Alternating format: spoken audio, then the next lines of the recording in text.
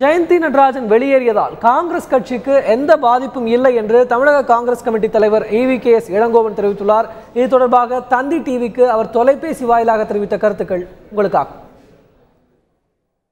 காங்கிரஸை பொறுத்தவரையில் நான் ஏற்கனவே சொல்லியிருக்கிறேன், யார் வெளியேறினாலும் அதை பற்றி கவலை இல்லை. இந்த அம்மையார் சொல்லும் போது சொல்கின்றார், 4 தலைமுறையாக காங்கிரஸில் இருக்கின்றோம் என்று. 67 காங்கிரஸ் தோற்றதுக்கு காரணம் பக்தவச்சலம் தான்.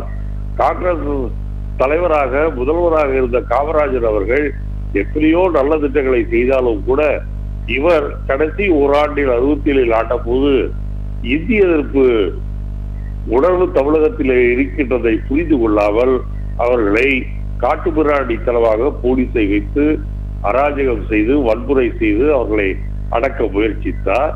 அது மட்டுமல்ல, 67 தமிழகத்திலே அரிசிக்கு மிகப்பெரிய பற்றாக்குறை ஏற்பட்டது.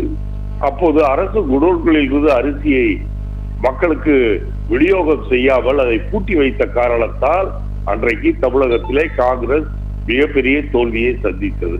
ஆகவே 67 காங்கிரஸ் தோல்வியை சந்தித்ததற்கு அத்தனையும் முழுமையான காரணம் பக்தவச்சலம் அவர்கள் தான்.